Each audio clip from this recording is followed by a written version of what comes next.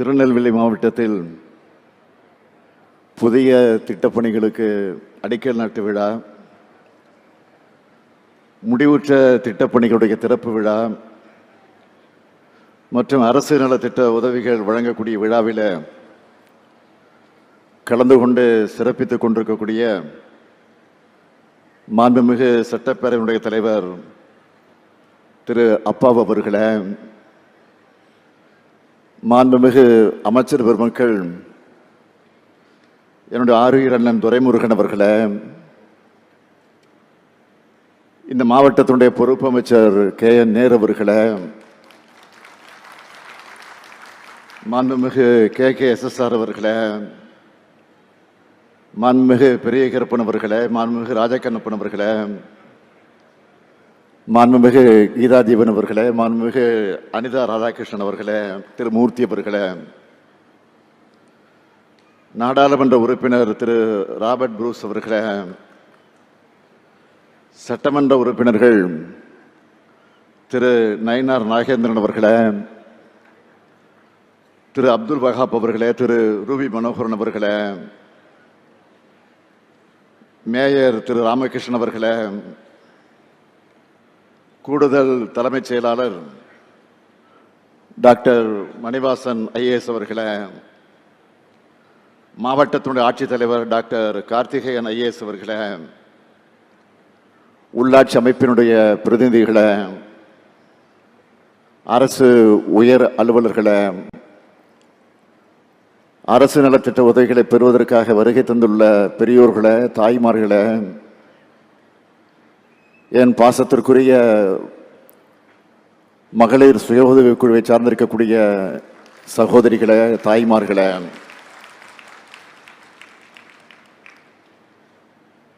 பத்திரிகை மற்றும் ஊடகத்துறையை சார்ந்திருக்கக்கூடிய நண்பர்களே, உங்கள் அனைவருக்கும் என்னுடைய அன்பான வணக்கத்தை நான் தெரிவித்துக் கொள்ள விரும்புகிறேன். திக்கட்டும் புகழ் பரப்பிய நெல்லை சீமையிலே நடைபெறும் அரசு விழாவிலே கலந்து கொண்டு உங்களை எல்லாம் சந்திப்பதில் மிகுந்த மகிழ்ச்சி அடைகிறேன். பாண்டியர் ஆட்சியாக இருந்தாலும்,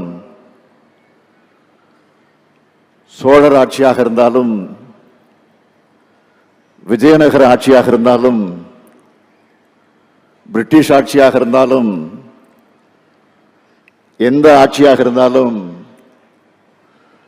அதில் மிக முக்கியமான நகரமாக இருந்த ஊர் நம்ம திருநெல்வேலி.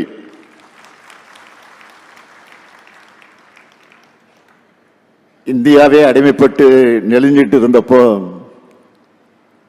ஆங்கிலேயருக்கு எதிராக புரட்சி பூபாலம் பாடின மாவீரன் காத்தப்ப புலித்தேவன் பிறந்த மண் இந்த நெல்லை மண். ஓராண்டு ஈராண்டு அல்ல, 17 ஆண்டுகள் வெள்ளையருக்கு எதிராக படை நடத்தின பாளையக்காரர் தான் பூலித்தேவன். அந்த பூலித்தேவனுக்கு நெல்கட்டும் சேவல்ல நினைவுமன்றம் அமைச்சவர் நம்ம தலைவர் கலைஞர் அவர்கள்.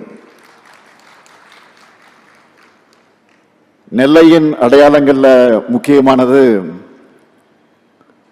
7ஆம் நூற்றாண்டுல நின்ற சீர் நெடுமாற பாண்டியரால் கட்டப்பட்ட நெல்லையப்பர் கோயில். இப்படி பாரம்பரியமிக்க கோயில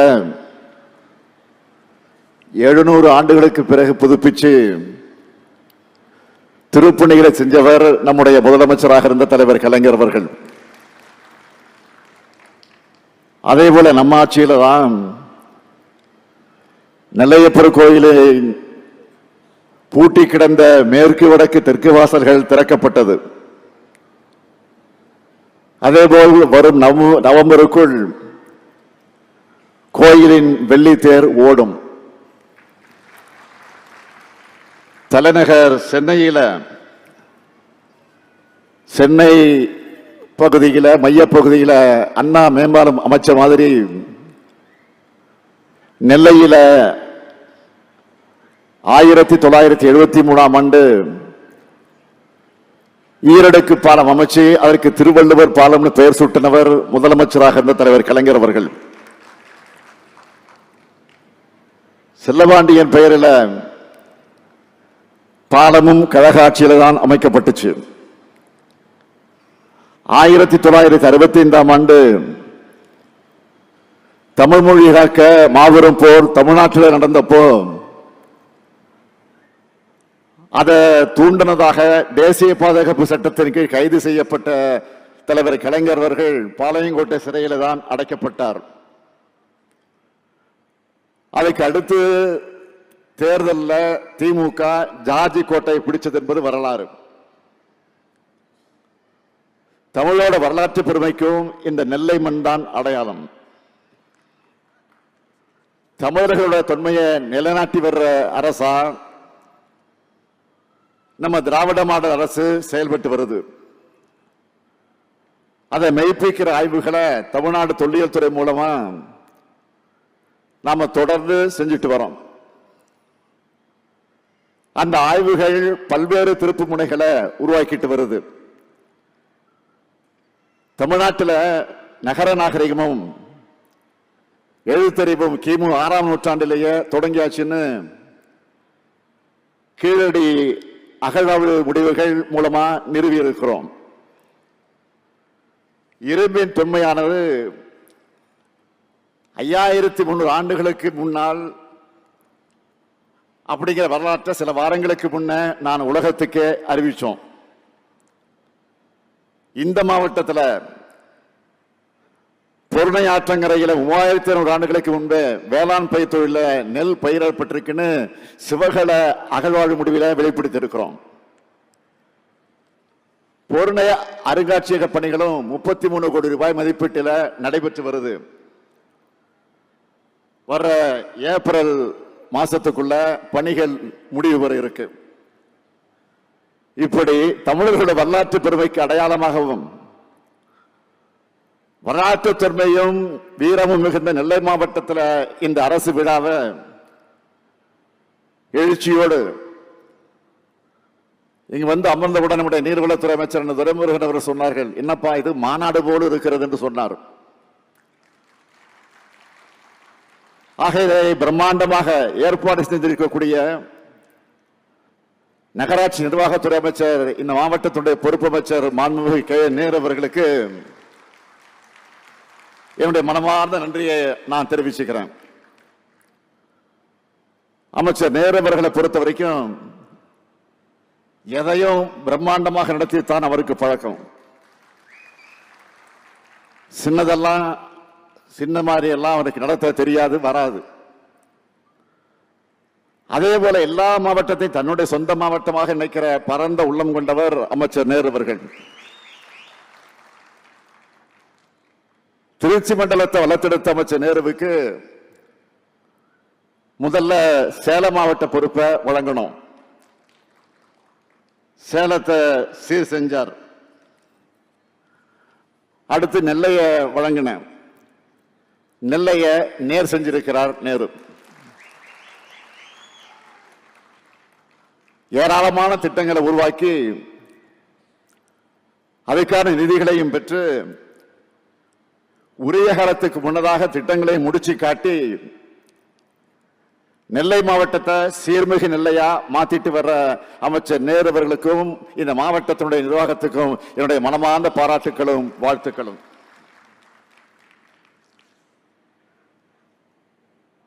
$1371 கோடி ரூபாய் மதிப்பிலான முடிவுற்ற பணிகளுக்கு தொடங்கி வைக்கக்கூடிய விழா. 309 கோடி ரூபாய் மதிப்பிலான பல்வேறு புதிய திட்டப்பணிகளுக்கு அடிக்கல் நாட்டு விழா. பல்வேறு அரசு துறைகள் சார்பாக 75,151 பயனாளிகளுக்கு 167 கோடி ரூபாய் மதிப்பிலான நலத்திட்ட உதவிகள் வழங்கக்கூடிய விழான்னு 30 விழாவா இதை ஏற்பாடு செய்யப்பட்டிருக்கு. இந்த நிகழ்ச்சியில மிக முக்கியமான உபரி நதிநீர் இணைப்பு திட்டமும் தொடங்கி வைக்கப்பட்டிருக்கு. தலைவர் கலைஞர் அவர்களால் அறிவிக்கப்பட்டு நம்முடைய மூத்த அமைச்சர் அண்ணன் துரைமுருகனுடைய மேற்பார்வையில் தொடங்கப்பட்டு இன்று அவர் முன்னிலையிலே திறக்கப்பட்டிருக்கு. தாமிரபரணி, கருமணியாறு, நம்பியாறு உபரி நதி நீர் இணைப்பு திட்டம் மிக மிக முக்கியமான திட்டம். இது மூலமா தாமிரபரணி ஆற்றின் வெள்ள நீரை 75 கிலோமீட்டர் நீளத்துக்கு கால்வாய் மூலம் வறட்சி பணிகளான திசையன்விளை மற்றும் சாத்தான்குளத்துக்கு கொண்டு செல்ல இருக்கிறோம். இது ஒரு முன்னோடியான நதிநீர் இணைப்பு திட்டம். இதோட திட்ட மதிப்பு 1060 கோடியே 76 லட்சம் ரூபாய். கடந்த 2 ஆண்டுகளா நடந்த சோதனை ஓட்டம் வெற்றி பெற்றதை தொடர்ந்து இன்னைக்கு இந்த திட்டம் தொடங்கி வைக்கப்பட்டிருக்கு. நம்ம திராவிட மாடல் ஆட்சி அமைஞ்ச பிறகு திருநெல்வேலி மாவட்டத்துக்கு ஏராளமான திட்டங்கள் நிறைவேற்றி தரப்பட்டிருக்கு. பொருணை அருங்காட்சியகத்தை பத்தி முதல்ல சொன்னேன். தாழையூத்து முதல் கொங்காந்தான் பாறை விளக்கு வர திருநெல்வேலி மாநகருக்கான மேற்கு புறவழிச்சாலை, அம்பாசமுத்திரம் புறவழிச்சாலை, தாமிரபரணி நதியை நீராதாரமாக கொண்டு 605 கோடியே 75 லட்சம் ரூபாய் மதிப்பீட்டில் கூட்டு குடிநீர் திட்ட பணிகள், களக்காடு நகராட்சி மற்றும் 7 பேரூராட்சிகள் இருக்கக்கூடிய குடியிருப்புகளுக்கு 423 கோடியே 13 லட்சம் ரூபாய் மதிப்பீட்டில் கூட்டு குடிநீர் திட்ட பணிகள் ஆகியவை நடந்து கொண்டிருக்கிறது. திருநெல்வேலி மாவட்டத்தில் 2021-22 முதல் டிசம்பர் 2024 வரை 5 கூட்டு குடிநீர் திட்டங்கள் 405 கோடி ரூபாய் 68 லட்சம் ரூபாய் மதிப்பீட்டில் நிறைவேற்றப்பட்டு 115 குடியிருப்பு பகுதிகள் பயன்பெறக்கூடிய வகையில் நிறைவேற்றப்பட்டிருக்கு. திருநெல்வேலி மாநகராட்சியில் பாதாள சாக்கடை திட்டம், முரப்பநாடு கூட்டு குடிநீர் திட்டப்பணிகள் நடந்துட்டு வருது. மணிமுத்தாறு அணை பூங்கா பகுதியில் பல்லுயிர் பகுதியில் பல்லுயிர் பூங்கா மற்றும் சாகச சுற்றுலா பூங்கா அமைக்கும் பணிகள் பரிசீலனையில் இருக்கு. திருநெல்வேலி மாநகரம் பெருமாள்புரம் பகுதியில் புதிய ஐடி பூங்கா, வள்ளியூர்ல மாவட்ட தலைமை மருத்துவமனை, திருநெல்வேலி மருத்துவக் கல்லூரியில மருத்துவமனையில் 50 படுக்கைகள் கொண்ட தீவிர சிகிச்சை பிரிவு மற்றும் ஆய்வகம், திருநெல்வேலி மருத்துவ கல்லூரியில இதயம், நரம்பு, சிறுநீரகம் மற்றும் கல்லீரல் நோய்களுக்கான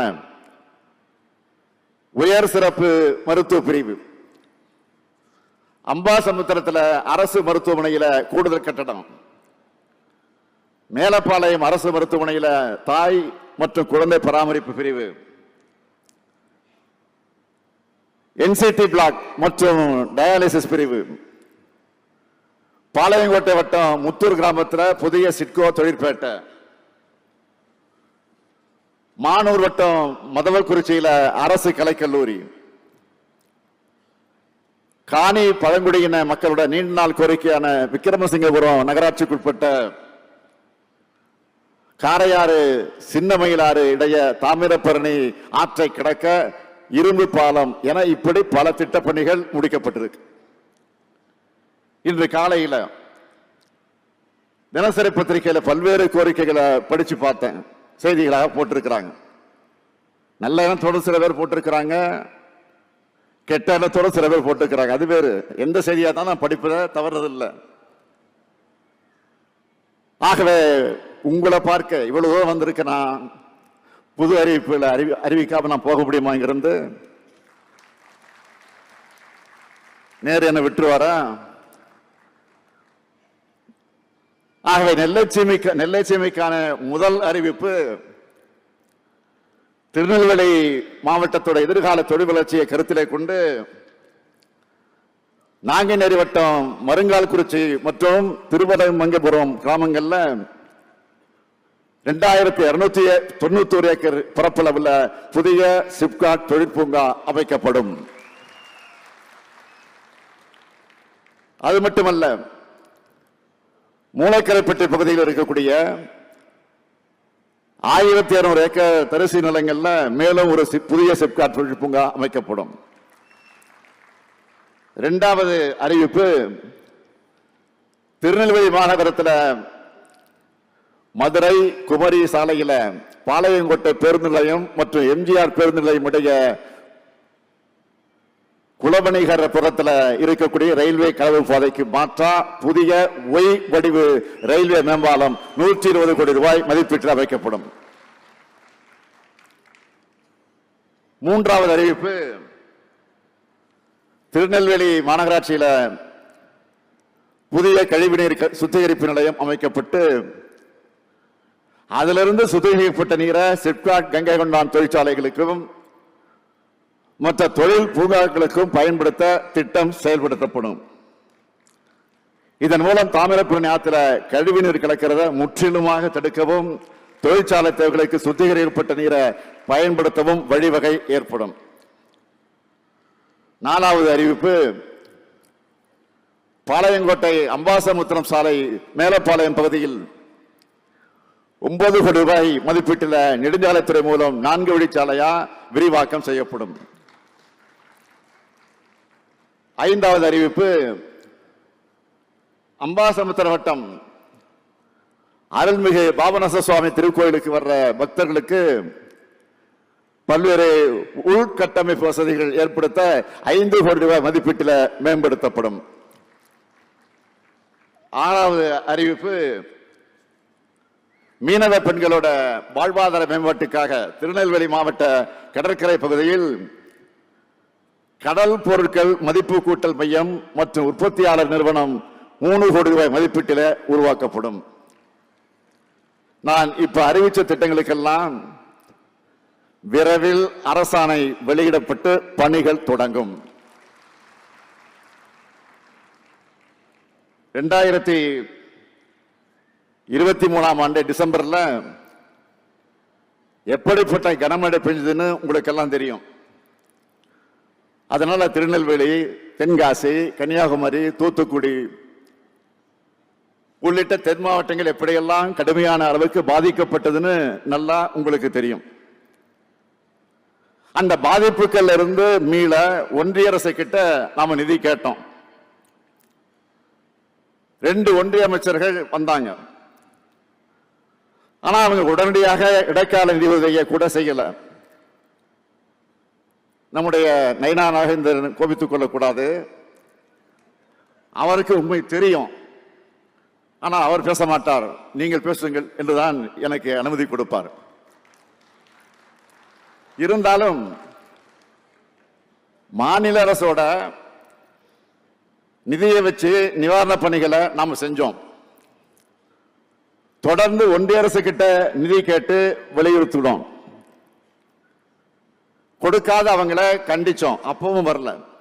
நாடாளுமன்றத்தையும் பேசணும், அப்பவும் வரல. ஏன் நீதிமன்றம் போனோம். அதன் பிறகுதான் ஒன்றிய அரசு தமிழ்நாட்டுக்கு வெள்ள நிவாரண நிதியை அறிவிச்சாங்க. அது எவ்வளவு? நாம கேட்டது 37,907 கோடி ரூபாய். 37,907 கோடி ரூபாய். வேற வழி இல்லாம ஒன்றிய அரசு கொடுத்தது. எவ்வளவு கொடுத்தது? வெறும் 276 கோடி ரூபாய்.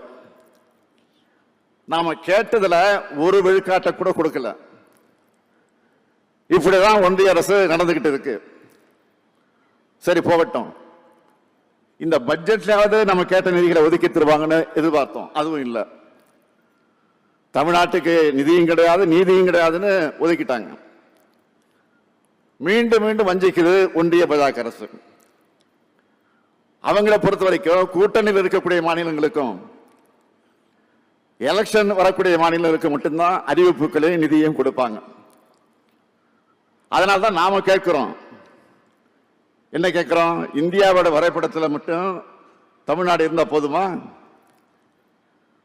அரசாங்கம் வெளியிடக்கூடிய நிதி அறிக்கையில இருக்க வேண்டாமா? ஒன்றிய அரசு திட்டங்கள்ல தமிழ்நாட்டின் பெயர் இருக்க வேண்டாமா? தமிழ்நாட்டுக்கு சிறப்பு திட்டங்கள் அறிவிக்க வேண்டாமா? தேர்தல் நேரத்தில் வாக்கு கேட்க மட்டும் தமிழ்நாட்டுக்கு வந்தா போதும்னு நினைக்கிறாங்களா? இப்படி நாம் கேட்கிற கேள்விகள் எதுக்கும் பாஜக கிட்ட இருந்து எந்த பதிலும் வராது. திருநெல்வேலி அல்வான்னா உலகமே ஃபேமஸ். ஆனா இப்போ மாநிலங்களுக்கு ஒன்றிய அரசு தர அல்வா தான் அதை விட ஃபேமஸா இருக்கு.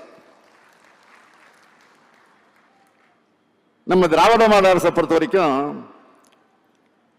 ஒன்றிய அரசை பொருட்படுத்தாம நமக்கு நாமே தமிழ்நாட்டை மேம்படுத்திட்டு வரோம். அதனால்தான் ஒன்றிய அரசு வெளியிடுகிற எல்லா புள்ளி விவரங்கள்லையும் முன்னிலையில் இருக்கிறோம். அதுக்கு காரணம் வாக்களிச்ச மக்களான உங்களுக்கு நாங்க உண்மையாக இருக்கிறோம். ஒன்றிய அரசு மேல குறை சொல்லிட்டு எந்த திட்டத்தையும் உருவாக்க நாங்க விட்டுடல. நாளுக்கு நாள் புது திட்டங்கள் வந்துகிட்டே இருக்கு, நாங்க உருவாக்கிக்கிட்டே இருப்போம். நேற்றைக்கு கூட கங்கை கொண்டா சிப்காட்ல 3800 கோடி ரூபாய் மதிப்பீட்டில் டாடா பவர் சோலார் நிறுவனத்தை தொடங்கி வச்சோம். அது மட்டுமல்ல, 2600 கோடி ரூபாய் மதிப்பீட்டில் விக்ரம் சோலார் நிறுவனத்துக்கு அடிக்கல் நாட்டி இருக்கிறேன். இதுல டாடா பவர் சோலார் நிறுவனத்துக்கு நாம ஆட்சிக்கு வந்து 4/7/2002 புரிந்துணர்வு ஒப்பந்தம் MOU புரிந்துணர்வு ஒப்பந்தம் போட்டு 20/10/2022 அடிக்கல் நாட்டி நேற்று, அதாவது 2 ஆண்டுல திறந்து வச்சிருக்கிறோம். அந்த தொழிற்சாலை மூலம் மட்டும் 4000 பேருக்கு வேலை வாய்ப்பு கிடைக்குது. அதுல முக்கியமான என்னன்னு கேட்டா 80% பேர் பெண்கள்.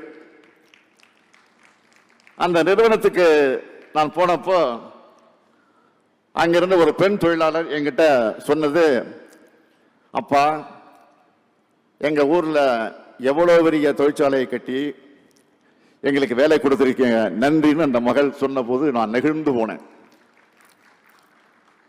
அதே மாதிரி விக்ரம் சோலார் நிறுவனத்தை பொறுத்த வரைக்கும் கடந்த ஆட்சி புரிந்துணர்வு ஒப்பந்தம் MOU போட்டிருந்தாலும் அதுக்கு பிறகு அவங்க எந்த முயற்சியும் செய்யல, அதை பத்தி கவலையப்படல.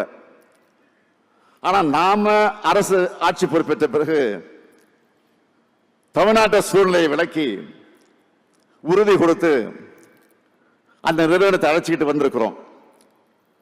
அதுலயும் 2500 பேருக்கு வேலை கிடைக்க போகுது.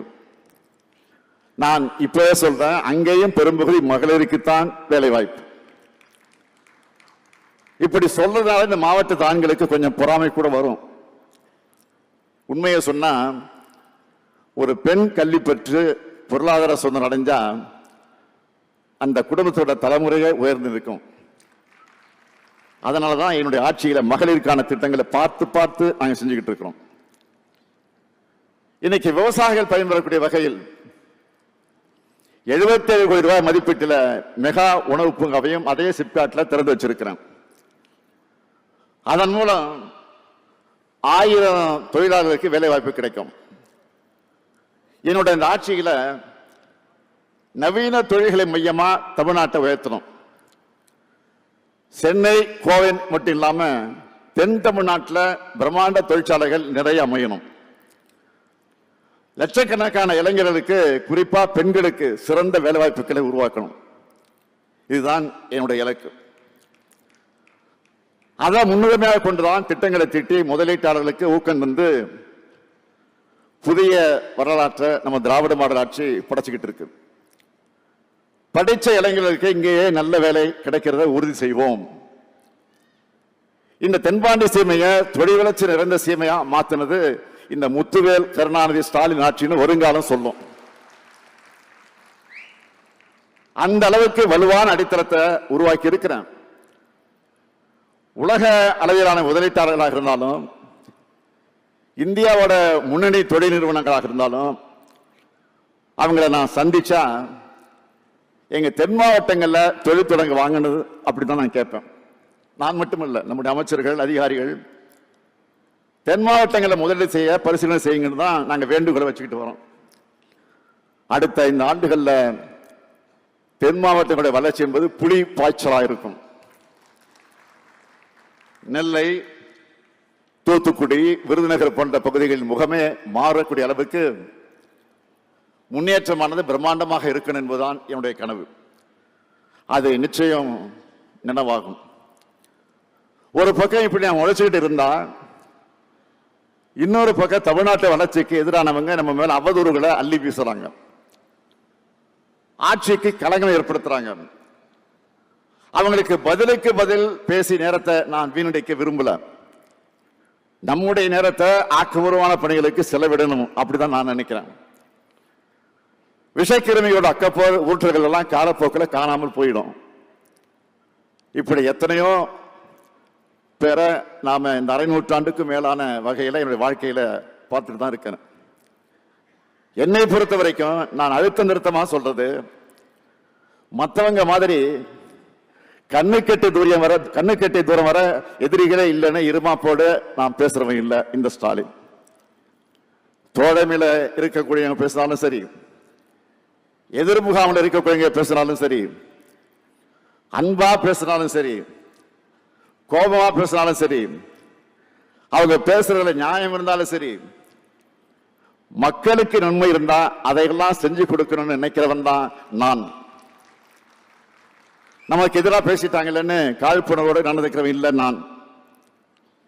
எனக்கு தமிழ்நாடும் தமிழ்நாட்டு மக்களும் வளரணும், அவ்வளவுதான்.